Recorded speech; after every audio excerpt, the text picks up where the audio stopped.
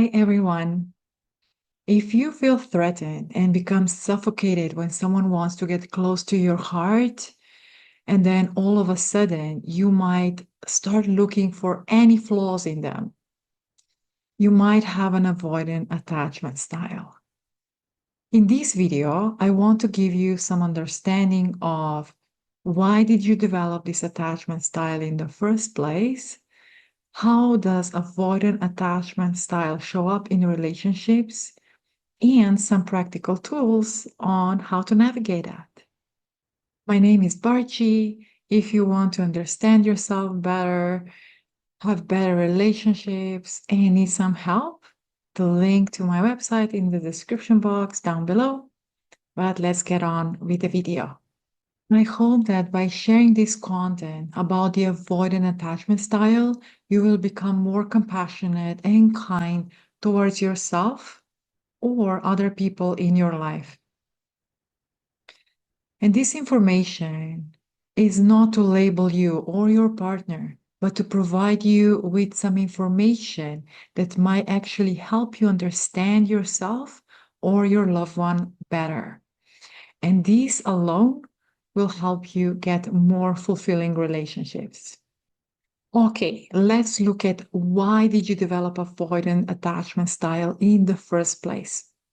When you were a child, you needed safety, love, and support. And I'm talking about emotional and physical support from your caregivers. If those needs were not met consistently for whatever reason, your attachment style wasn't secure or is not secure. Avoidant attachment is the result when a child cries and their needs aren't met at all. They're not hurt, or they might even be mocked for crying.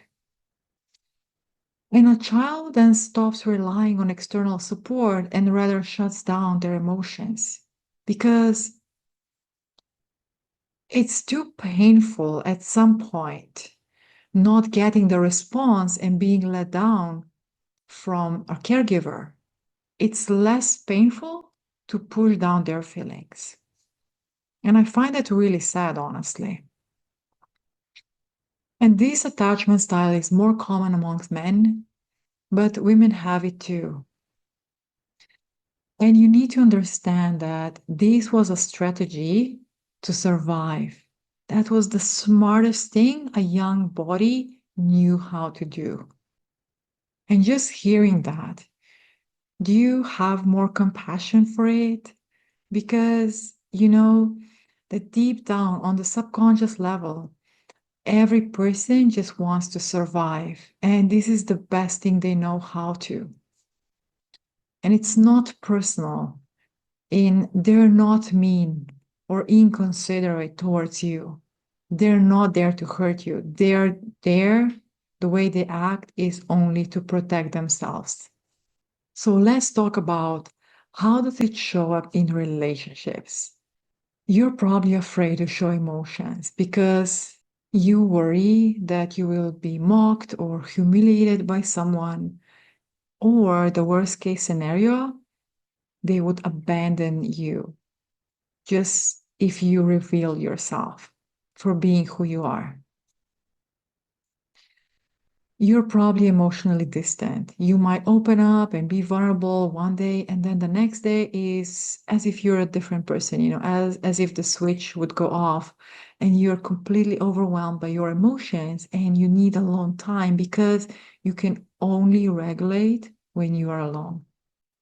And you're super independent and don't like to ask for help and even push people away because you don't want to be hurt and disappointed again.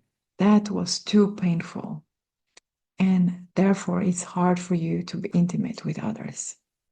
And you probably like to have your own hobbies and do things separately from your partner, which is something we all do, but you really need a long time.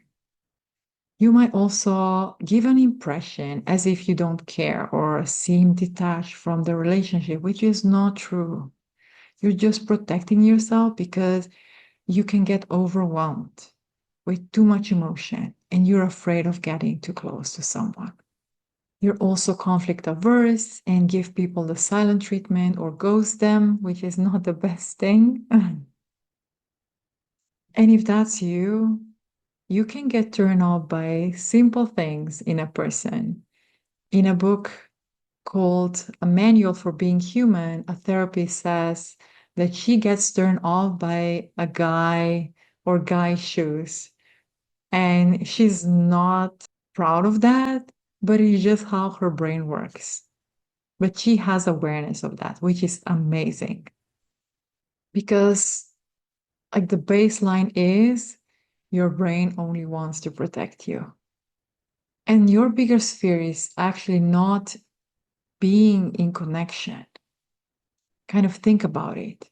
Not being understood as you are. And this actually calls for you to connect to yourself first and to your feelings in order to communicate them with others. Get to know yourself, like deep down. Dig into your feelings and explore with kindness, curiosity, and compassion. So, the good news is that you can become secure if you put in work. So, let's take a look at how. Self awareness. For you, especially, become in touch with your feelings and your body. You can journal about them and notice when and what triggers you or your need to flee, to escape. And then slowly you will see the patterns, and then you can address those patterns because you probably want to be the boss of yourself, right? And I really urge you to take care of your nervous system. Self soothe, make yourself feel calm and safe. For your nervous system, it's all about what's safe for you. Your nervous system doesn't care if you feel good or not, or what is good for you, but what is safe. And usually, what is safe is what is familiar.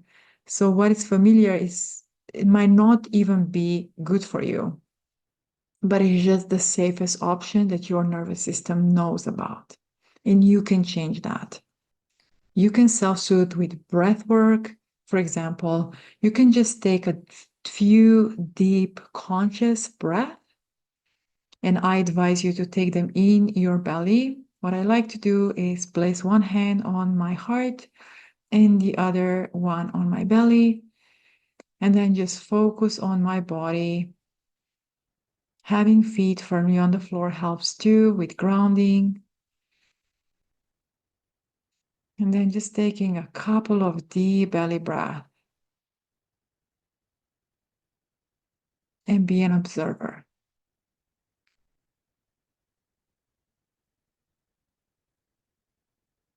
And that will help you with feeling the fear and not running away from your emotions. And really be an observer, as I said, observing your thoughts and don't always trust them, okay? Because as I said before, your brain wants to protect you. Or have you heard of cognitive distortion? So that's things like catastrophizing and so on. Well, know that this is how your ego wants to protect you from any perceived danger. So look into cognitive distortions, see if you can recognize any of them, and then you'll be able to discern whether the thought is really rational or you're just kind of distorting it and blowing it out of proportion. That's super helpful. Okay, in a relationship, communicate your needs and know that for a person who's willing to invest time and effort in you, they will pay attention because they want to. However, having said that, you also, obviously, you want to be honoring your needs, but you also want to be honoring another person's needs. Be willing to compromise and work on yourself. And don't just ditch a person, always share your feelings because otherwise you will just perpetuate your pattern and not solve it. Know that people aren't there to get you or take away your freedom. They only want to connect with you. And ideally, you would pair with someone who has a secure attachment style. And I would even advise you to seek therapy if needed, especially if you have this strong compulsion that people aren't safe, you cannot trust them, or you can't express yourself, your feelings, because this way, with therapy, you will learn that there is a safe person, your sharing your feelings is safe, and this will slowly start rewiring your nervous system. And then at some point, you will just notice that, oh, I feel so much better.